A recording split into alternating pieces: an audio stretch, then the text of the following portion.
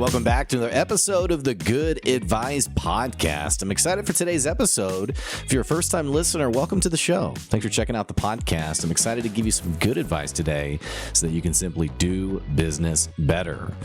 I'm your host, Blake Benz. I run the podcast, also run a business called Good Advice. And we like to ramble and talk about a couple of different things that you don't always get from your latest book. You don't always get from your latest, YouTube video on running a business.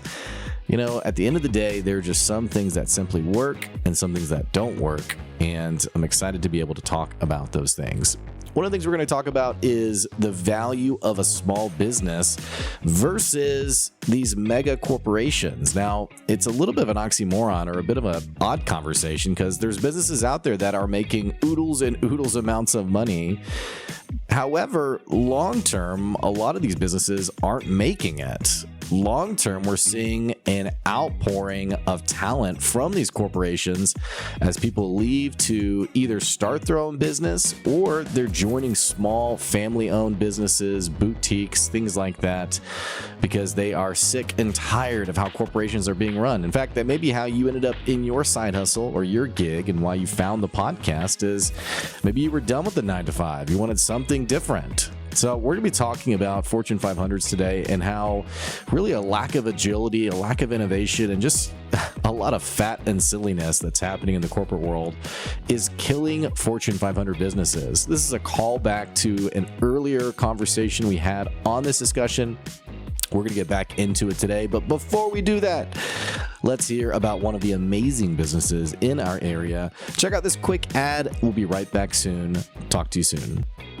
It takes a lot to put yourself into a business day after day, week after week, and more importantly, it can be hard to keep going when you don't have a strong support system in your home.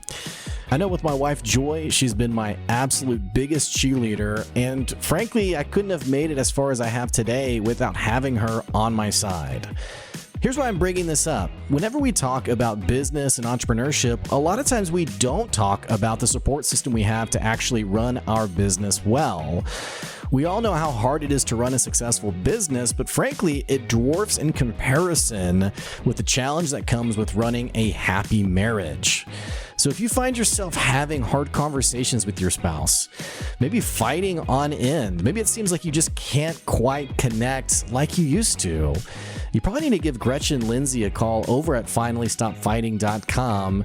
Don't just take my word for it. Check out her latest podcast episode linked on her webpage, where she talks about, frankly, an absolutely crazy backstory of some really challenging things and how she and her husband overcame those things and were able to stay married. They have a beautiful marriage today, and they are on a mission to share that with other people. Again, go to finallystopfighting.com to find out more. Why are Fortune 500 companies dying? Which you may not realize that's the case. In fact, if we look back in history, we would see that Fortune 500 companies had a lifespan from inception to bankruptcy. These companies had a lifespan of about 50 years. What's really staggering is that nowadays, the latest data is telling us that these companies only have about a 12 to 15 year lifespan before they cease to exist. In fact, if you ever read the book, a really great book for you to check out, it's called Good to Great by Jim Collins. And essentially what it is, it's a look at all of the major companies who made it compared to ones who were just in the time frame were just as successful, that had these monopolies, that were incredibly known at the time, but then now to this day no longer are around. In fact, what's really interesting about the book is that it even mentions companies that today are no longer around. And so whenever it talks about, these pristine companies, some of them aren't around anymore. Circuit City, it talks about. There's no Circuit City anymore, right? I mean, it's totally gone. But what's really staggering is you have companies that, they're on this list because they're incredibly profitable. If you're not familiar with the Fortune 500, it is the 500 most successful companies in the United States. It's the most profitable companies. So as you could guess, Walmart, we call it Fortune number 1. Love it or hate it, Walmart has figured out how to be successful. In fact, it had a span of time where it went from $20 billion to $200 billion in gross revenue. I mean, it was growing at a phenomenal rate. And so it's in fact, if you think about where you live, you could probably think also about how close there is a Walmart store to where you are. So understandably, it's Fortune 1. You also see plenty of other companies that are on that list. You have Tyson, you have J.B. Hunt, also which are companies in my area. You have companies like Amazon, which just expanded from its first location, I think it's over in Seattle or somewhere in the Northwest, to it announced today that it is creating a second headquarters over in New York City, and I think it was called Crystal Lake or Crystal City, somewhere in Northern Virginia. And so you have these companies that continue to grow, continue to do well. And here's what would be shocking to think about. Can you imagine a day when Amazon ceases to exist? Can you imagine a day when Walmart is no longer around? Can you imagine a day where, you're telling your kids, oh, I remember when Walmart was massive, and your kids are like, what's Walmart? I mean, like, imagine if they were saying, what's Amazon? What? Huh? I mean, that's kind of what it is today with Sears, right? I mean, somebody mentioned Sears, and people, I'm a millennial. I'm proud to say I'm a millennial, or I don't know how proud I am actually, depending on, by the way, it's not really fair to talk about millennials because millennials, it's like a 20-year range of millennials. So I digress. But when someone talks about Sears today, we really have no concept of what Sears is like because it's been so out of the picture for so long. And then today, it's continuously announcing the closure of stores. In fact, there's some controversy around the current CEO really just enabling the strategy to liquidate the store as fast as possible. Now, years ago, a decade ago, longer than a decade ago, Sears was the company.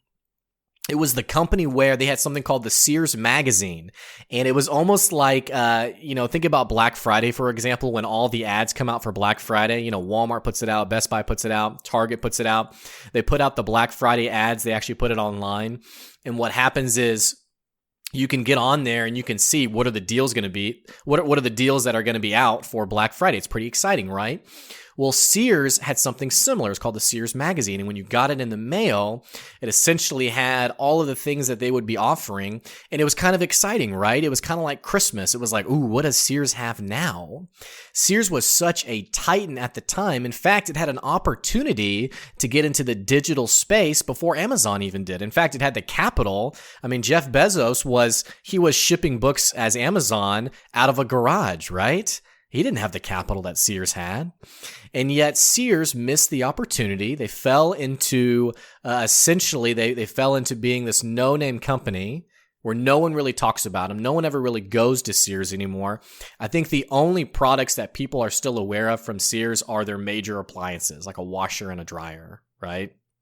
Other than that, you never hear anyone say, man, I just can't wait to see what Sears has this year or this holiday season. Man, I can't wait to go check out Sears. It doesn't exist, right? In fact, I don't even know how many locations there are.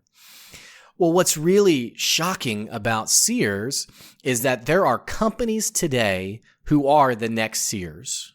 We've seen it a little bit with Toys R Us. We will see it with current massive companies that are on the Fortune 500 list. If the data is true, you have a handful of companies whose lifespan is going to be about 12 to 15 years. What's so interesting, I was actually in a room with one of these Fortune 500s, and I was talking to some of their leaders, and we were talking about this concept about companies that will cease to exist in the future. And it was so funny to me because someone raised his hand and he was kind of offended that I was even suggesting that this could happen to his company. And he raised his hand and he said, oh, that would never happen here. We wouldn't be one of those companies. And he was kind of saying it in the sense of like, move on already. Like, we don't need to spend time on this. This isn't going to be us. And it was interesting to me because I remember thinking at the time, well, bro, buddy, pal, no one thinks they're going to be part of that list, right? It's kind of like marriage, for example. We know that marriage, the divorce rate is around 50%. In fact, it's actually a little bit lower today than it was 10 years ago. but we know the divorce rate is around 10%. No one gets married and says, whew, man, I'm really expecting to be part of that 50% who gets divorced. Right? No one says that. No one thinks that. No one expects to be the company that goes bankrupt. In fact, often we have the opposite. We have these delusions of grandeur where it's like, my company is going to be the next Fortune 1 or what have you. And it's interesting to me that so many companies are unwilling to face the problems that they have, and they're unwilling to recognize that there is a clear path to bankruptcy if they don't resolve their problems. What's interesting, just like a marriage, when a marriage heads towards divorce, it's usually not this massive thing that happened. Normally, what happens, it's a lot of several things. In fact, if you talk to a couple who gets divorced after 20 years, you hear things like, we just drew apart. We just drew apart. I just kind of fell out of love with that person. It wasn't that he or she woke up one day, they were madly in love. Singing to each other. Just this incredible, what you see on a rom-com. And then the next day, I'm out of love with you. It doesn't happen that way. It happens over a series of time. And I think the same thing is true for businesses when we say that I'm not going to be that company, and yet we fail to realize the small, seemingly insignificant things that are actually leading us towards insolvency, bankruptcy, being a toxic work environment. I was working with a company, I can't remember if I've told this story before, where two people weren't speaking to each other. It was a team of 4 or 5, and they hadn't been speaking to each other for about 6 months because they didn't like each other. To them, it's not a big deal. It doesn't really affect our day-to-day. You better believe it affects your day-to-day. You better believe your culture impacts your productivity and the results that you get out. A lot of times we're unwilling to see these small things because we think that they are really small, when in fact, they're leading us towards failure as a business. Same thing is true with us as people and life in general. So you have these companies that are essentially dying, and their lifespan is shortening more and more with each passing time. And I've been thinking a lot about what is it that's causing these companies, especially these big successful companies? Because think about this. These are companies that have figured something out correctly.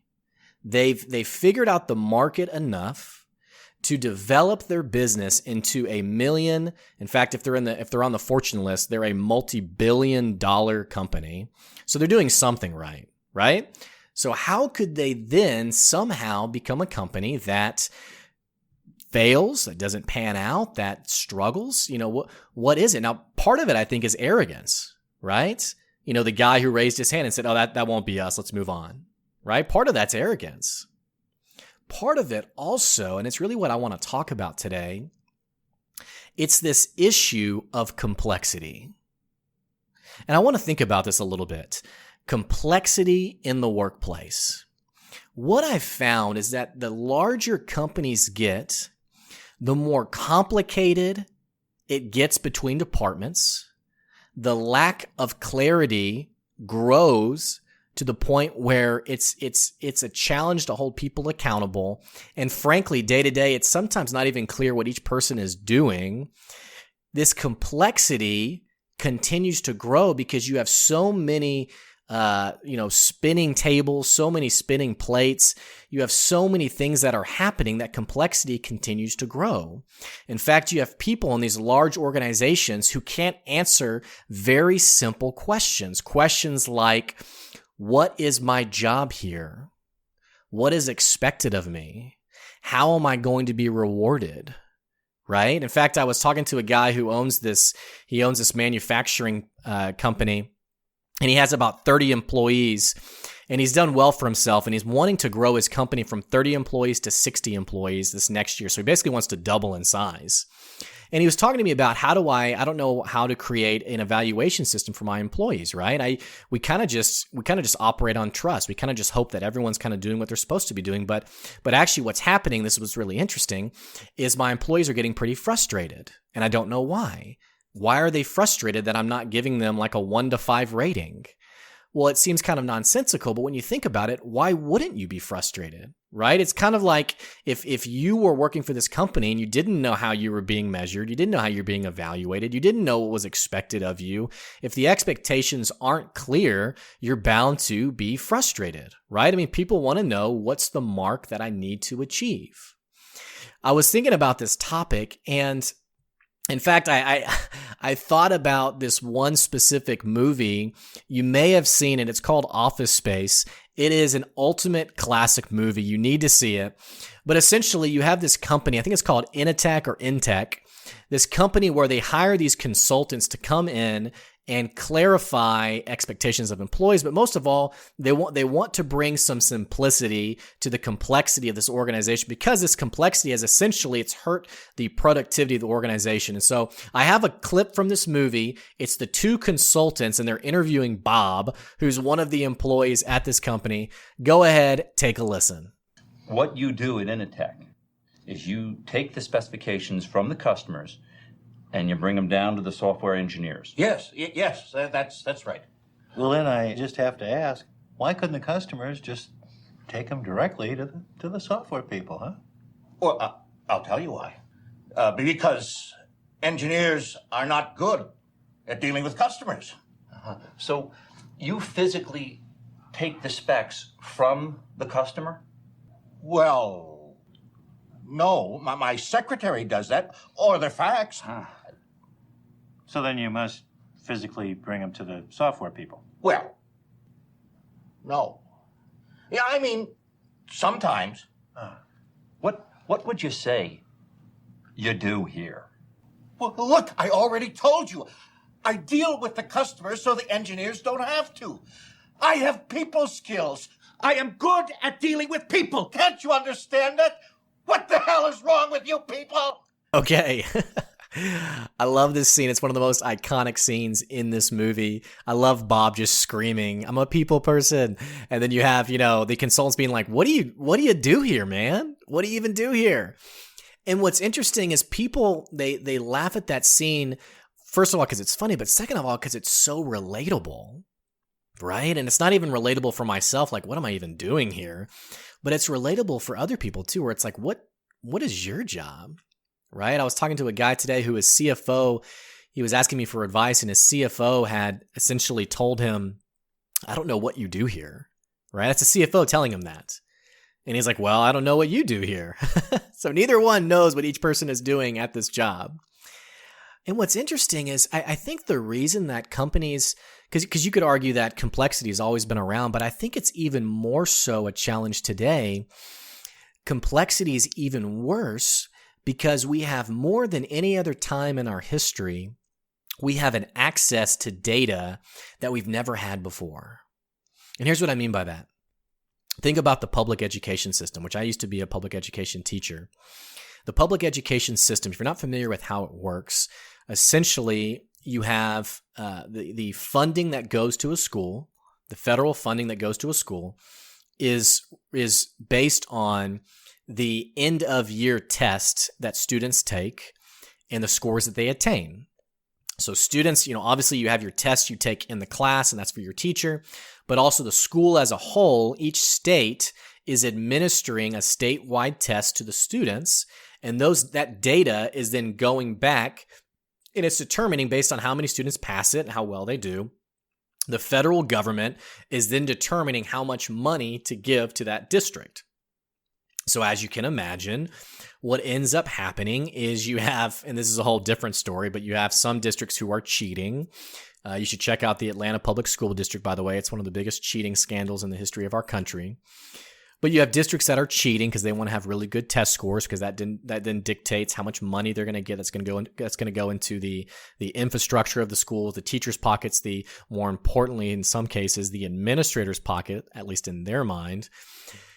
But more than ever, you have access to data now that can help teachers make wise decisions. In fact, there's so much conversation now on being data-driven that if you want to be perceived as a good principal or a good boss, all you really need to do is talk about the data.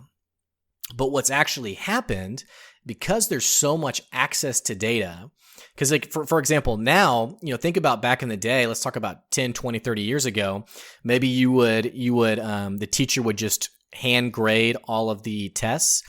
Now you have Scantrons, right? And they've been around for a while, but now you have like the new version of Scantrons where you can actually, all of the students' data can be put in and you can actually see normative data. You can see analytic data on which questions were the most challenging and what's the average percent of mastery on each topic that's reflected in these questions. I mean, there's quite a bit you can do with it.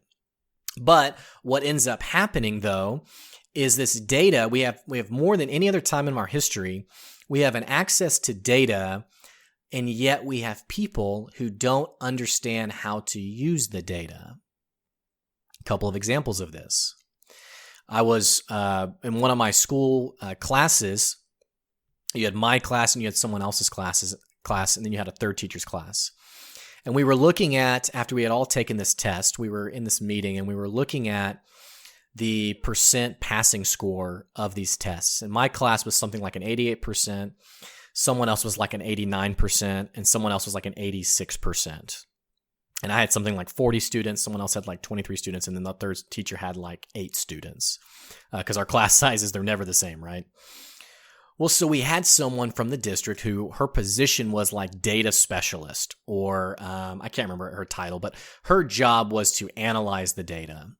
And so we're in this meeting, and so we're looking at the test scores, and she's saying, "Oh, Mr. Benz, your percent is here, and Mr. So-and-so, your percent is here, and so we need to be doing what you're doing, and Mr. Benz, you should stop doing what you're doing," right? And so you're making education decisions based on these percentages. Well, what happens is, I remember we had a teacher named Mr. Henry who was like the smartest person on our team. This guy was a genius. And Mr. Henry's doing some math, and he raises his hand and he says, "These percentages aren't significant." And the data specialist says, "What do you mean? Of course they're significant. I mean, this one teacher got, 2 or 3% higher of a score than this other teacher. So doesn't that percent matter? Of course it." And he was like, "No, they're not statistically significant," which, if you're not familiar with statistics, significance essentially means, is there a difference, a significant enough difference that shows that the factors leading to those scores, that there was actually something that one teacher did that was better than the other teacher. In other words, if two numbers are not significant, but they are different, then it's just random chance, or it's just external factors that you can't really account for. And so significance essentially is showing that there really is a significant difference between these scores. So he's done this math, he's analyzed the data, and he says they aren't significantly different. They may as well be the same number. Well, the data specialist did not understand the term significance and did not understand what he was saying. She thought that he was just saying the numbers are not different. And she's like, "They are different. One's 2% higher than the other. I don't understand."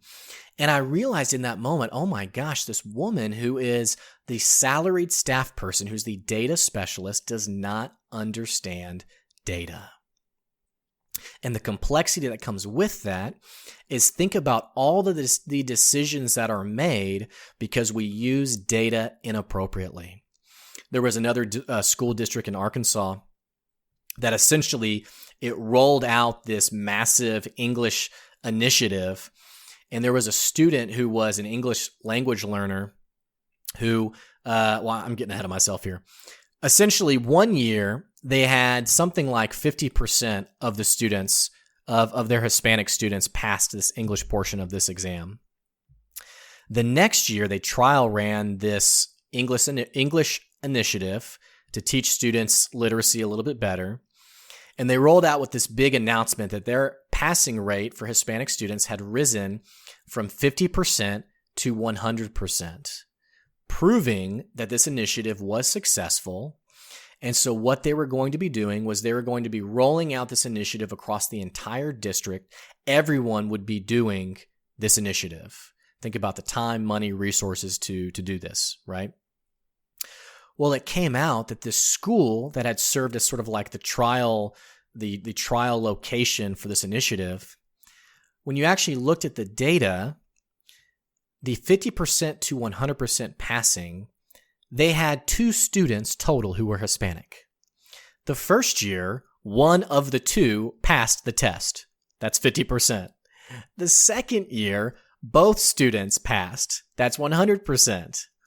In no way is that statistically significant, though. In no way is that a meaningful conclusion. And yet, the data was misleading, but it led to all of these decisions being made in the district on this nonsensical number, right? And this is no different in business. We run into complexity to a point of silliness all the time, right? Think about protocols, procedures, things that are incorporated that keep us from actually being productive. I remember my wife and I love hibachi style restaurants, where you go out and they cook the food in front of you. It's my absolute favorite food. So I was taking my wife on a date, and we go to this place, this restaurant, and I walk in, and she says, I say, hey, table for two. We want to sit at the hibachi grill. And she takes us over to this table it's massive. I mean, it's and I don't mean massive in terms of the table being massive. The crowd of people already sitting there is massive. And if you can imagine these tables, I mean, they're large, but they can fit maybe 8 people.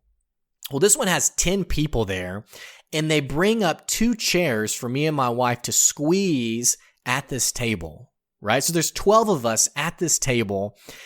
My shoulder is literally touching my wife's shoulder, and it's up against the person sitting next to me, right? I mean, it's real personal. It's real. I mean, we are shoulder to shoulder, right? So we're sitting there for a couple of minutes, and I'm getting a little agitated, right? I mean, think about if you were sitting in this circumstance, and I'm thinking like, this was supposed to be a date. It's a special occasion. I'm kind of like, what are we doing?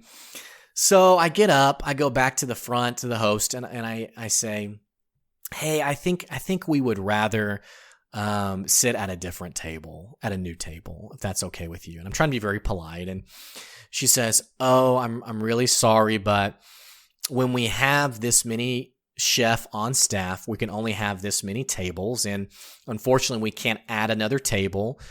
So you'll have to sit at that table. And so I kind of look over back to the table and I say, well, ma'am, if you look at this table, you'll see that there's plenty of people here, right? There's way too many people here.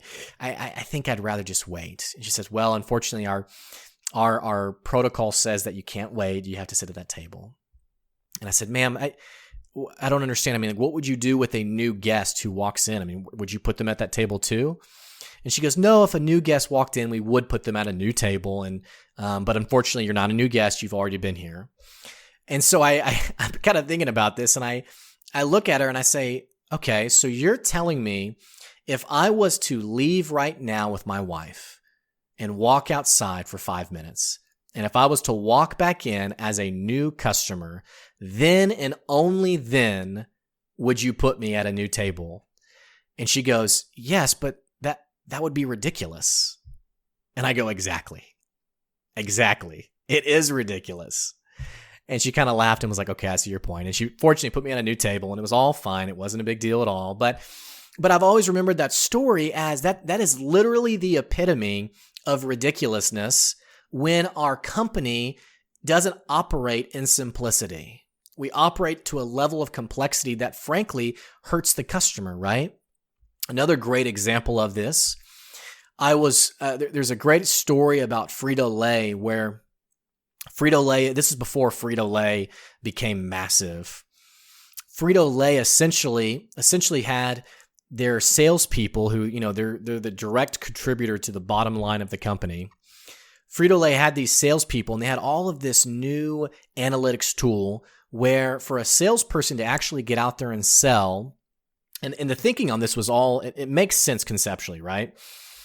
So a person has an idea that, okay, we need our salespeople to actually make a strategic decision here. So let's give them all this analytics tool. Let's give them all this paperwork. Let's give them all this stuff to go through so they can make really strategic decisions and they can spend their energy the right way. Well, what ended up happening because of all of this sales data, because of all these analytics tools, what actually ended up happening was you had people who were spending more time going through data than actually getting out there and selling.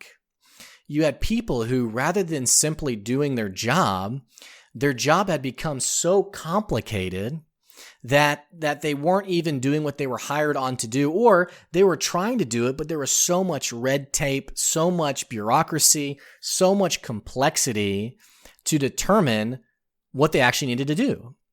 In fact, there was another element of this. Frito-Lay, they're known as making potato chips. When it came to quality assurance, there also were all of these hoops that you had to jump through to actually make sure that the chips were of good quality. Well, a new CEO came in, and when this guy came in, he essentially said, okay, this is ridiculous. I mean, we have stacks of paperwork beyond paperwork beyond paperwork. There's so many steps. I want to throw all of this out. I want to throw out all of the analytics tools. And what I want to do is I want salespeople to actually get out there and sell. I want to get people back to selling. Furthermore, when it comes to the quality of our potato chips, if there's anyone, I want to install a button on the line. And if anyone sees a chip that is of low quality or not up to our standards, I want that person to have the autonomy to be able to press the button and stop the whole line and get rid of that chip. Kind of makes sense, right? I mean, let's clean up the complexity and make it happen. Well, here's what's shocking about this story. All of the executives who were already there when this person came in, you would hope that they'd be like, that's such a great idea. I love that idea. Absolutely. Let's do it. But instead, you had this level of arrogance where they were unwilling to see that their complexity was damaging their productivity. So what actually ended up happening was you had a large portion of the executives who actually went on to resign because they were like, you're going to ruin this company. You seem like a great guy, but I can't get behind this. This isn't going to work. You're nuts. This is my all-time favorite. We've spent all of this money on these tools. We're not getting rid of them now, right? So you have these executives who tender their resignations, and the CEO instills these new policies. If you're a salesperson, get rid of the paperwork. I just want you to get out there and sell. And if you're a person on the line, I want you to be able to just press this button, stop the line, keep our chips high quality. And the fascinating thing that happened is it just, as he put it, it just empowered the people. It unleashed the power of his people. Their market share grew, their revenue grew, their net revenue grew. I mean, this company became hugely profitable and successful to now the Frito-Lay company that we know today. All because he was willing to provide some clarity to the complexity, right? A friend of mine, he always loves to quote, I think it's Andy Stanley, who talks about what's the number one quality that people look for in leadership. And you would think the thing is charisma, right? I mean, think about, in fact, if you look at job hires, the person who is more charismatic often gets the job over the quiet, more introverted person. The charismatic person is often overestimated. The introverted person is often underestimated. Love it or hate it. It's just the way it is, right? Well, apparently what Andy Stanley was talking about was the number one quality above anything else is not charisma, it's clarity. And a good leader, a good boss, is capable of bringing clarity to his or her people. What are we even doing here? How does this work? What's everyone's roles? How does my work contribute to the bottom line of the company? Or how does my work help the customer, even if I'm 2, 3, 4 steps detached from the customer? Why does my work matter? I'll never forget, I used to be an adjunct professor at the U of A, and I was teaching a class on ethics. And I had this woman in my class, and she was talking about how she felt very unethical because she was working for this company where she literally did not, and this is a true story. She did not know what her job was. She had no idea. No clue. She came to work for this company, this major company, didn't know what her job was. She would spend a little bit of time working each day, just trying to figure something out. But about 6 out of the 8 hours of the day, she was on Facebook. She was browsing Reddit, YouTube. I mean, just killing time. And the reason we're talking about this in an ethics class is she's saying, I feel so guilty because I feel like I've robbed my company of all of this time and money, which she had. But on the same time, no matter how many times she tried to understand what her job was, the people who were over her could not articulate very simply what she should be doing. So I asked, okay, what ended up happening? Did you get fired? I mean, what happened? She said, well, actually, I quit. And I said, well, did you quit because you just felt too guilty? And she said, no, I quit because actually one day I walked in and they had given me a direct report who was going to report directly to me and who they wanted me to train. And because I didn't even know what my job was, I thought there's no way I can help this other person do their job, right? If anything, it kind of reminds me of the Office episode where Jim, his boss, it's the new boss when Michael Scott's not there, and he says to Jim, hey, I want a rundown of all your clients. And the whole episode is spent on Jim figuring out what the heck is a rundown, when very simply, if he had just asked, or if the boss had just been a lot clearer on this is what I mean by this, then Jim probably wouldn't have wasted his whole day figuring out what a rundown is. So when you think about companies like this, tell you what, it's not unlike some companies out there. It's not unlike some of these massive companies that become so large, there's no alignment between the departments. There's no alignment between what one person wants to see accomplished and what someone else wants to see accomplished, right? I mean, there's kind of the old adage of the tension between the salespeople and the operations people. I mean, you told the customer we do what now? There's often this tension between departments, and that's because there's not this overriding clarity on what do we do here. It's actually why mission statements that became so cliche are now more than anything so importantly, they're just so crucial for an organization, because that's the rallying cry for what we do here. In fact, if you ask a company what their mission statement is and they give you back a 2-paragraph response, that's a company that isn't clear on why they exist, right?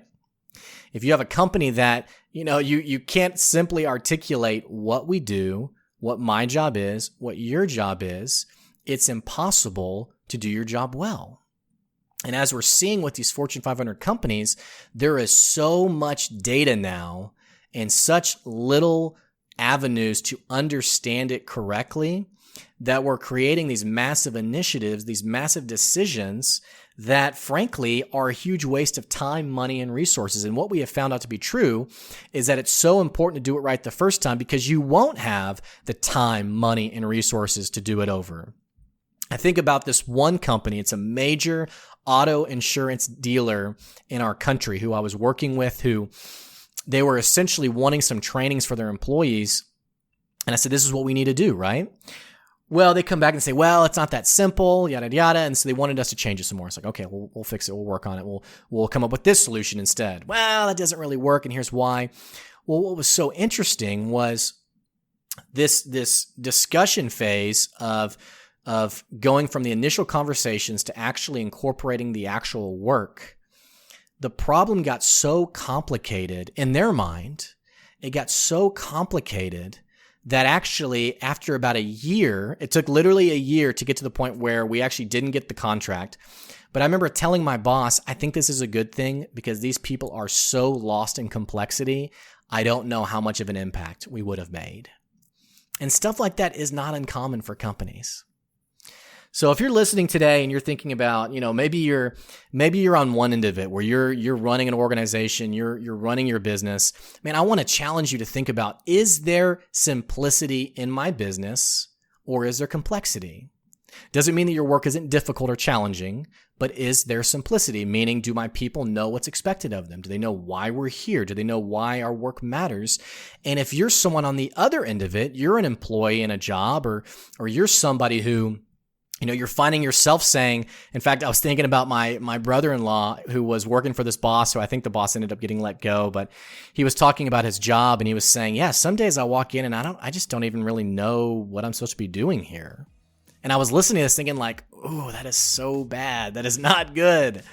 They've wronged you, right? And it's not on him to fix that. It's on his boss to be really clear about what they should be doing, right? I mean, think about all the lost productivity that comes in that. So if you're on that side of it, I want to challenge you to be candid and direct and simply say, look, I don't know what I should be doing here.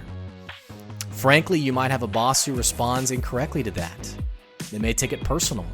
They may respond inappropriately. But for your own sanity, for your own, peace of mind, if you don't have that clarity, you have to fight for it. You got to be assertive for it. Whatever side you fall on, whether your business is a small business or a major company, you have to bring simplicity to your people, or you'll be one of the companies that's part of the statistic, right? The 12 to 15 year lifespan. If you're a smaller company, it's probably less. All I know is for my company, I don't want to be part of that statistic. I want to try to make it as clear as possible what we're doing and what we're accomplishing. Thanks for listening, guys. Enjoy the holiday season. We got Thanksgiving coming up. Spend some time with your family, your relatives, your friends, what have you. I appreciate you listening, and I'll catch you later. See ya.